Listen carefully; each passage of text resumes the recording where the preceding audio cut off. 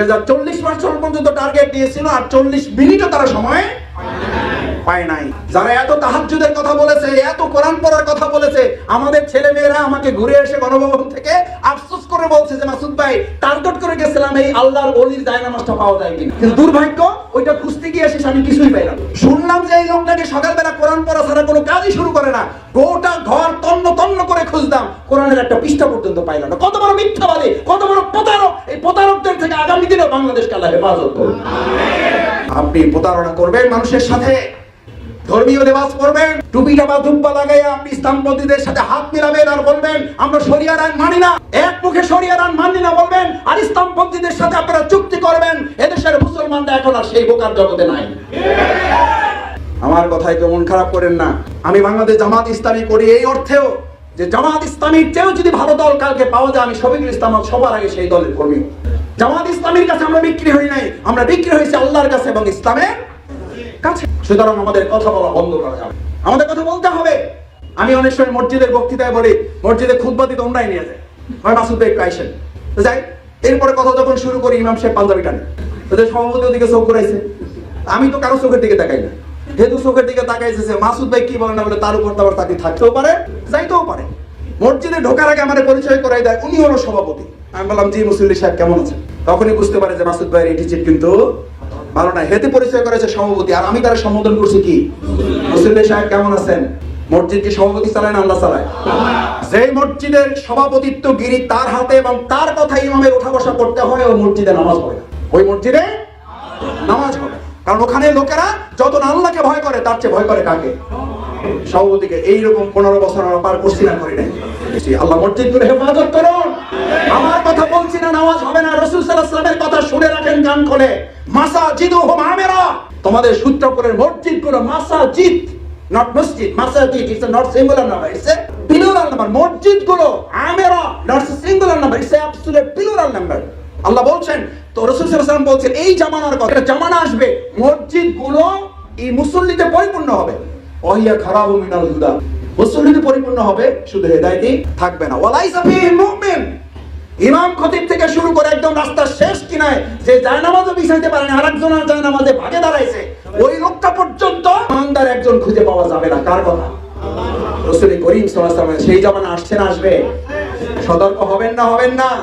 সম্মানিত মুসল্লিয়ান ইকরাম, আমার ভাইয়েরা, সেজন্য এতগুলো ভালো মানুষকে এক জায়গায় আল্লাহ তাআলা একত্রিত করেছেন, যে সম্মান মর্যাদা আল্লাহ তাআলা আপনাকে দিয়েছে। এই সম্মান মর্যাদা কাল কিয়ামতের দিন আপনাকে পরীক্ষার অংশ হিসেবে জিজ্ঞেস করা হবে। এই আয়াতটুকু শুনিয়ে কথা শেষ করছি। ফাআম্মাল ইনসান ইযা মাবতালাহু রাব্বুহু ফাআকরামাহু ওয়া না'আমা, তোমাকে আমি সম্মান দিয়েছি, তোমাকে আমি নিয়ামত দিয়েছি। আল্লাহ তাআলা আপনাকে সম্মান দিয়েছেন, নিয়ামত দিয়েছেন, রিজিক দিয়েছেন। বলুকে আল্লাহ রিজিক দেন, সম্মান দেন না। বলুকে নিয়ামত দেন, সম্মান দেন, নিয়ামত দেন না, রিজিক দেন না। আল্লাহ আপনাকে রিজিকও দিয়েছেন, আল্লাহ আপনাকে সম্মানও দিয়েছেন। কি জন্য দিয়েছেন? মাবতালাহু, কিসের জন্য? আপনাকে আল্লাহ পরীক্ষা করতে চান যে এই সম্পদ, এই সম্মান আপনি শুধু আপনার জন্য ব্যবহার করেন, আপনার জন্য শুধু ব্যবহার করেন। ওমা আতাইতুকা লিসানান কান্তিকু বিহা, এই জিহ্বা, এই মুখটা কি শুধু ব্যবসার কাজে কাজে লাগাইছেন, নাকি আল্লাহর জমিন, আল্লাহর দ্বীন কায়েমের জন্য কথা বলেছেন? আজকের এই ব্যবসার জগতে, আজকের এই সূত্রপুরে আল্লাহ যাদেরকে বাড়িওয়ালা করেছে, স্থানীয় বাসিন্দা করেছে, আপনি পরিকল্পনা করে হন না, এটা কার পরিকল্পনা? সেই আল্লাহর একটা পরিকল্পনা ছিল, আপনি আপনার এই মুখ দিয়ে শুধু ব্যবসার কথা বলবেন না, আপনি আল্লাহর কথাও বলবেন, আল্লাহর জমিন, আল্লাহর দ্বীন বিজয়ের কথাও বলবেন। আপনি তাহলে কাল কিয়ামতের দিন এই প্রশ্নের জবাব আপনার জন্য সহজ হবে। তোমাকে তো আমি সম্মানও দিয়েছিলাম, আমি নিয়ামতও দিয়েছিলাম। আমার ভাইয়েরা, আজকে এখানে যারা আছে, বাংলাদেশ জামাত ইসলামের এই পতাকা তলে ঐক্যবদ্ধ থেকে আমরা আমাদের মান উন্নয়ন করে আমরা কর্মী হব, আমরা আন্দোলনে নিজেকে বায়াতের অধিকারী করব, এই জন্য শপথের অন্তর্ভুক্ত হব, হয়ে আল্লাহর দেওয়া বিধান এই জমিনে কার্যকর না করতে পারলে আল্লাহ তাআলা বলেন, তুমি নামাজের কথা মানবা অথচ আমার দ্বীন কায়েমের কথা মানলা না। আফা তুমিনুনা বিবাদিল কিতাব, তুমি কিতাবের এক অংশ মানছো, ওয়া তাকফুরুনা বিবাদ, অথচ কিতাবের অন্য অংশ তুমি কি? এই জাতের লোকদের জন্য আল্লাহর ঘোষণা হচ্ছে, ওয়ায়াস্তাবদিল কওমান গায়রাকুম, তাদেরকে আমি আবার আরেকদল শাসক চাপিয়ে দেব। ভালো করে বোঝেন, অপেক্ষমান থাকেন।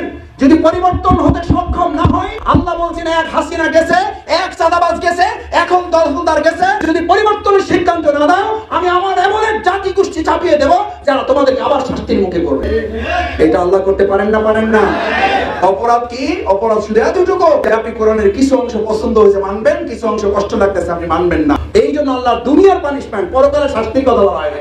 দুনিয়ার পানিশমেন্ট, ওয়াস্তাবদিল কওমান গায়রাকুম ওয়ালা তাদুররুহু শাইআ, আবার আরেক শেখ হাসিনা আপনার উপরে চাপিয়ে দেওয়া হবে, আরেক চাঁদাবাজ আমাদের উপরে চাপিয়ে হবে। আমি লক্ষ্য করছি আল্লাহর সেই বিধানের দিকে আবার আমরা ধাবিত হচ্ছি। এই যদি পরিবর্তন আমরা না নিয়ে আসতে পারি, তাহলে আমরা ওমরের মতো শাসক, আমরা কি এই বিধান, আমরা কি এই রাষ্ট্র, এই সমাজ পরিবর্তনের জন্য আমরা নিজেরা পরিবর্তন হয়ে ওমরের মতো শাসক পাওয়ার জন্য আল্লাহর কাছে দাবি করতে পারবো ইনশাআল্লাহ? রাজি আছেন ইনশাআল্লাহ? আল্লাহ আমাদেরকে আবার এরকম কোন শাসক থেকে হেফাজত করুন, সেই প্রত্যাশা ব্যক্ত করে যারা কষ্ট করে এতক্ষণ এই অগোছালো আলোচনা করে শুনেছেন, আল্লাহ তাআলা মেহেরবানি করে এর মধ্য থেকে একটা শব্দ যদি তার কবুল হয়, সেটাকে উসিলা করে তিনি যেন আজকের এই পুরো সময়টুকু দুনিয়ার কল্যাণ, পরকালীন নাজাতের উসিলার জন্য কবুল করে আমাদেরকে তিনি যেন মাফ করে দেন।